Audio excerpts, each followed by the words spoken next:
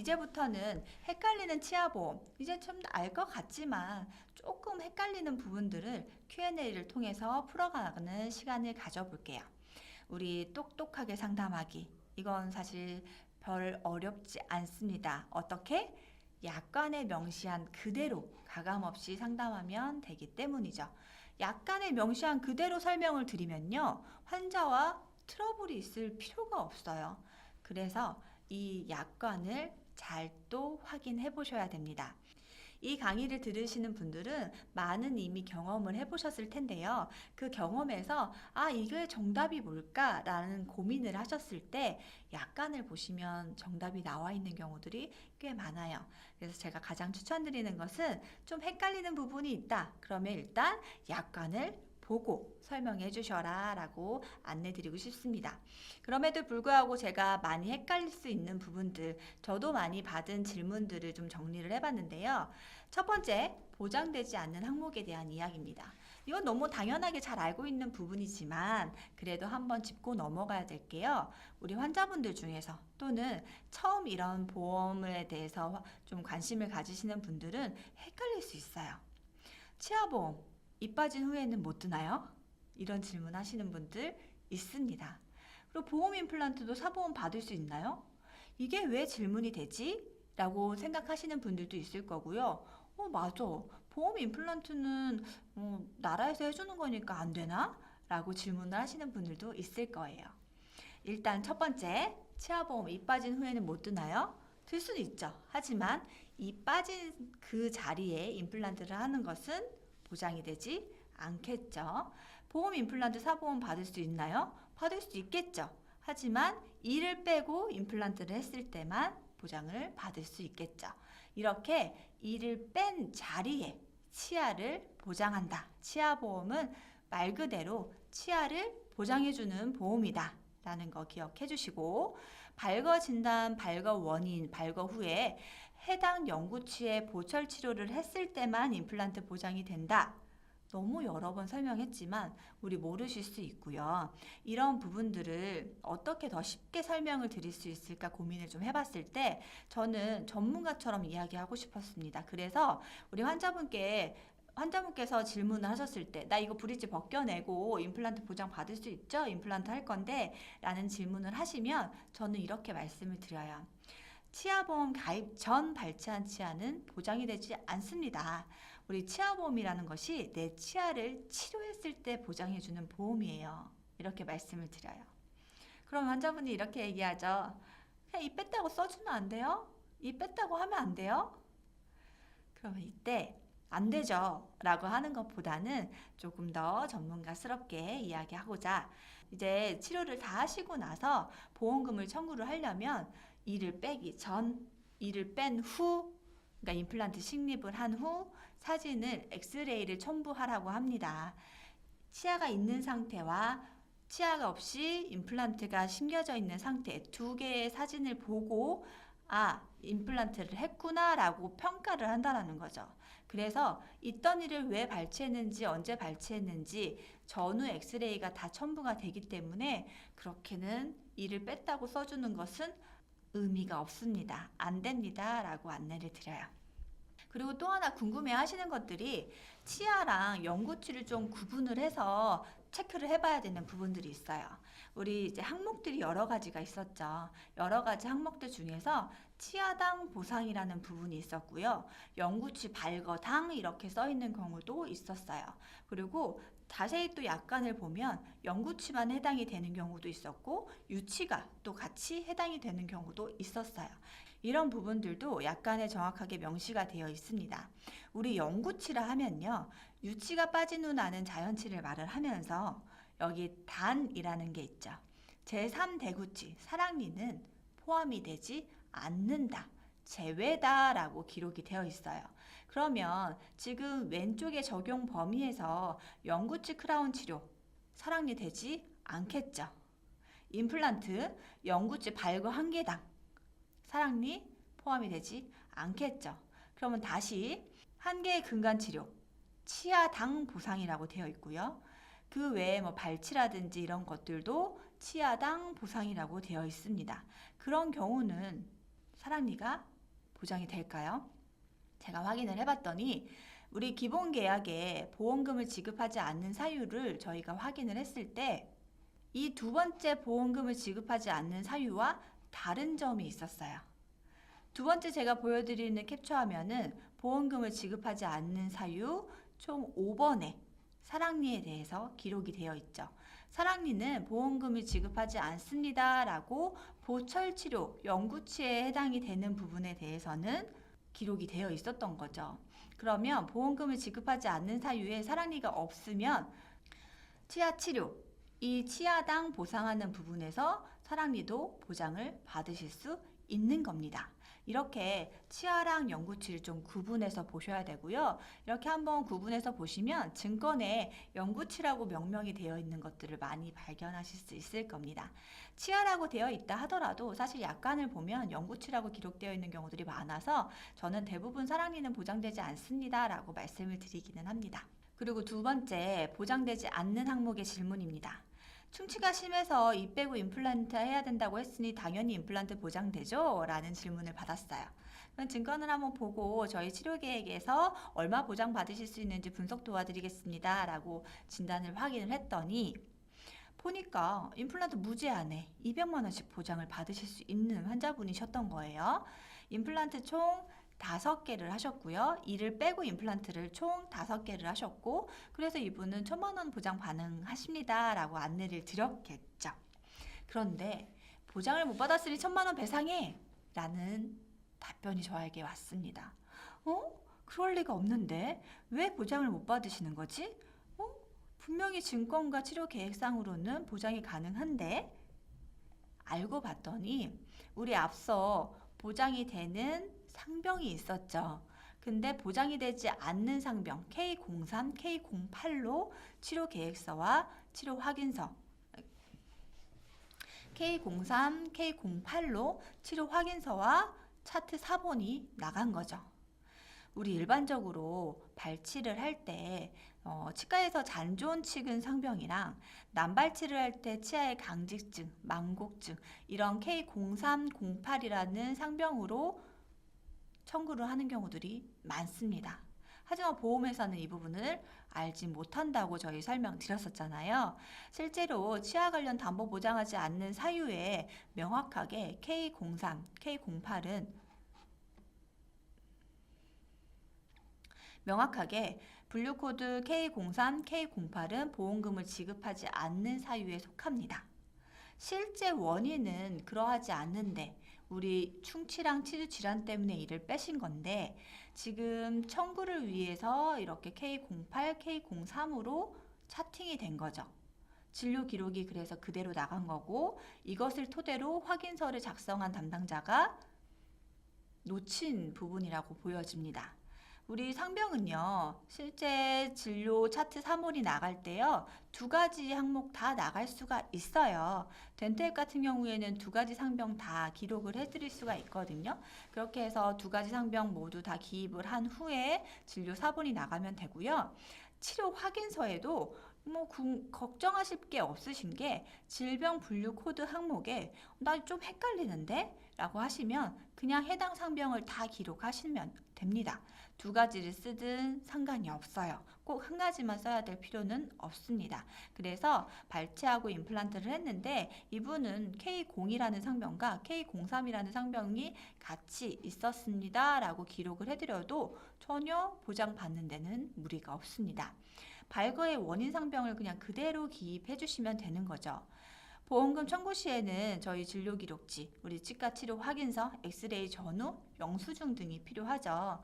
그런데 이 부분이 저희가 잘못 나갔네요. 너무 죄송합니다. 왜 치료를 하셨는지 원인에 대해서 기록 다시 도와드릴게요. 다시 청구, 재심사하는 게 가능하니까 너무 염려하지 마세요. 라고 환자분을 안심시켜드리고 다시 치료 확인서를 발부해드리면 깨끗하게 해결이 될 수 있죠. 놀라지 마세요. 선생님들이 잘못한 부분이 있다면 다시 재심사를 할 수 있습니다. 그리고 다음으로는 진단 관련입니다. 씹을 때 아파요. 금 가서 치료하면 보장 가능한가요? 이런 질문이 저희에게 들어왔어요. 그래서 치아를 확인을 해보니 치아 균열증이 있어서 씹었다 뗄 때의 통증이 있으셨고 오래된 골드인네이기 때문에 2차 우식이 의심되는 상황이었습니다. 그래서 이분께는 이 골드인네이를 제거를 했을 때 충치가 있을 확률이 높고 치아의 균열, 금이 갔기 때문에 이 부분은 상해 또는 질병 보장에 대해서 가능할 것 같습니다 라고 안내를 드릴 수가 있겠죠. 그런데 이것도 명확하게 확답을 해서는 안 되는 이유가 우리 벗겨냈을 때 우식이 없을 수도 있잖아요. 또는 이분이 가지고 있는 보험에서 상해가 없을 수도 있잖아요. 재해 또는 상해가 없을 수도 있잖아요. 그래서 명확하게 설명드리기는 어렵지만 일단은 저희가 벗겨냈을 때 내부에 우식도 있고 치아에 균열이 있다고 하면 적용 가능한 상병명이 K02 충치상병과 KS02 적용 가능한 상병이 K02 충치상병과 S02 상병이 들어갈 수 있겠죠. 파절상병이 들어갈 수 있습니다. 그 두 가지 같이 써주시면 돼요.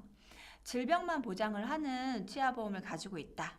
그러면 인내의 제거 후에 충치가 의심되는 부분이 실제 충치였고 그로 인해서 충치를 제거를 하고 치료를 했으면 보장이 되시는 거고요. 상해만 보장되는 치아보험 2의 보장 상품을 가지고 있는다 하더라도요. 이런 경우는 충치가 없어도 크랙으로 인한 파절 때문에 보장을 받으실 수 있겠죠. 그리고 질병 상해 보장 시에는 충치가 있어도 보장이 가능하신 거고 질병만 보장되는 보험도 있으니 아까 말씀드린 대로 상해 보장에 대해서 확답을 하시면 안 된다라는 점 기억해 주세요. 다음 질문입니다. 치아가 찬물에 너무 시려요. 레진 치료 보장 가능한가요? 라는 질문이 들어왔는데요.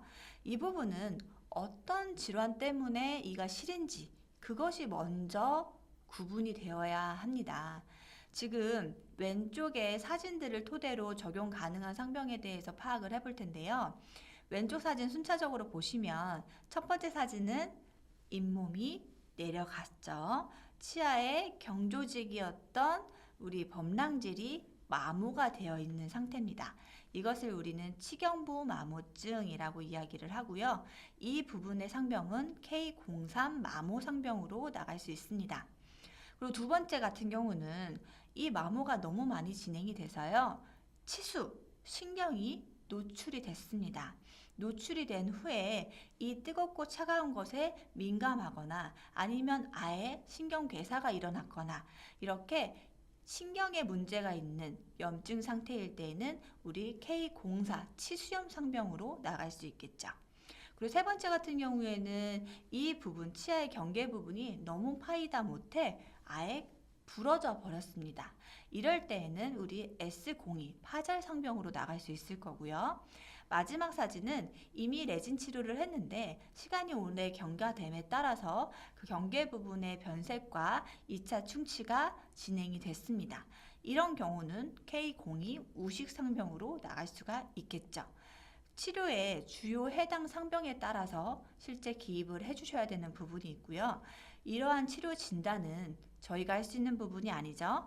치과 의사의 고유 권한입니다. 그래서 이런 질문이 왔을 때에는 보장이 된다 안 된다 설명드리기에 앞서서 왜 실인지를 먼저 원장님이 확인하고 그리고 나서 안내드릴 수 있을 것 같습니다 라고 설명을 드려야 되겠죠. 그런데 한 가지 원인이 아닌 이렇게 복합적인 원인인 경우에는요. 두 가지 상병 다 기록해 주시면 됩니다. 그러면 거기에 따라서 보장을 받으실 수 있다면 보장을 진행이 되시는 거죠. 그리고 우식이 있는 경우는 저희가 누락 없이 우식 상병에 대해서 기록을 해줘야지만 보장을 받으실 수 있습니다. 그래서 상담자의 역할도 그리고 치료 차트 기록하는 원장님의 역할도 매우 중요하겠죠. 다음으로는 재치료, 추가 치료에 대한 이야기입니다. 인내 치료한 치아, 씹을 때 아파서 신경치료하면 보장 가능한가요?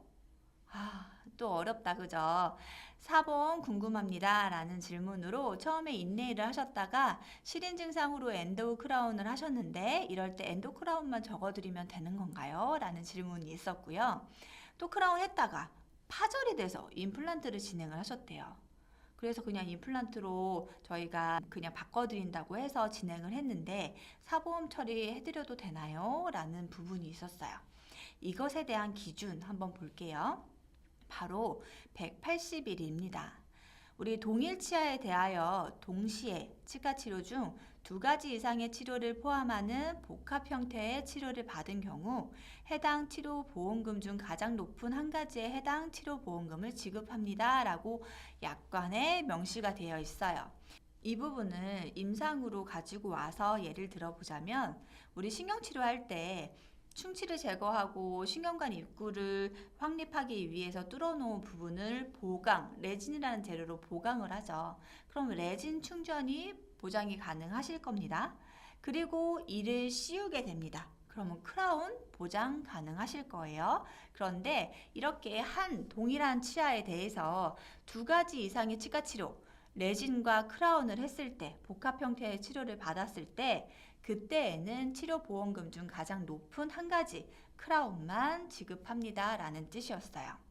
그리고 2번째, 이미 충전치료 또는 크라운 치료를 받은 연구치에 대하여 새로이 충치나 치주 질환을 직접적인 원인으로 충전치료 또는 크라운 치료를 한 경우에도 해당 치료보험금을 지급합니다. 이 뜻은 뭐냐면 이 질문과 유사합니다. 동일 치아 치료 시에 종결일을 포함해서 180일 이후의 재진단, 새로이 충치나 치주 질환으로 치료를 한 경우라면 보장이 가능하다라는 점입니다. 동일 치아 치료를 했어요. 우리 한번 예를 들어 볼게요. K02 우식으로 인내일을 진행을 했습니다. 보장 개시일 이후에 우리는 간접 충전 보장 금액을 지급받을 수 있겠죠. 그리고 180일 이전에 이 인내했던 치아가 치수염으로 신경치료가 필요한 경우라고 가정을 해본다면 동일 치아의 2가지 이상 치료 시에는 우리 상위 진료만 보장을 해준다고 했잖아요. 따라서 기존 인내의 보장 금액을 이미 받은 상태라면 크라운 보장 금액에서 그 인내의 보장 금액을 제외하고 나머지만 보장받는다 라고 생각해 주시면 돼요. 우리 가장 높은 한 가지에 해당 치료 보험금 크라운만 보장을 받으실 수 있기 때문에 이미 지급한 인내의 금액을 빼고 나머지만 보장받는다. 언제? 180일 이전에 치료를 했을 때.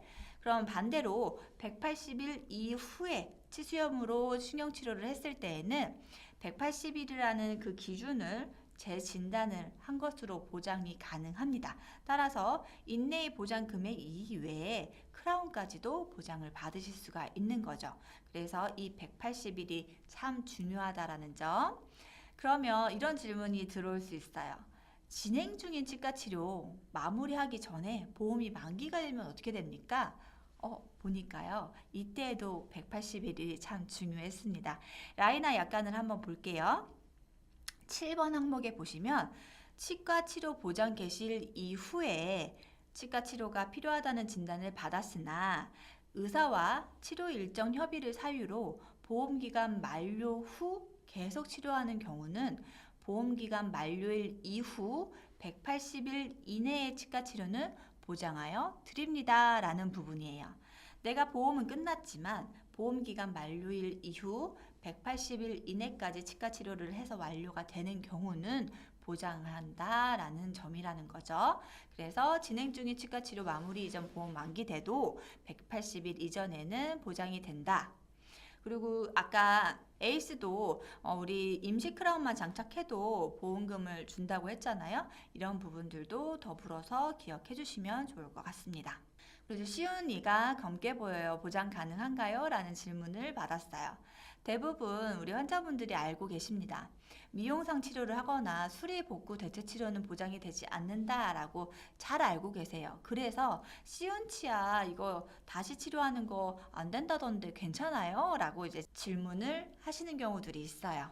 말씀하신 것처럼 이미 충전 치료, 크라운 치료, 틀니 치료, 브릿지 치료, 임플란트 치료를 받은 부위에 대해서 수리 복구 대체 치료를 하더라도 해당 치료 보험금을 지급하지 아니합니다라고 써 있습니다. 예를 들어 볼게요. 실제로 이분은 12번, 22번에 대해서 심리 치료를 하셨어요. 라미네이트건 크라운이건 진행을 하셨을 때 이 부분은 보장이 되지 않습니다.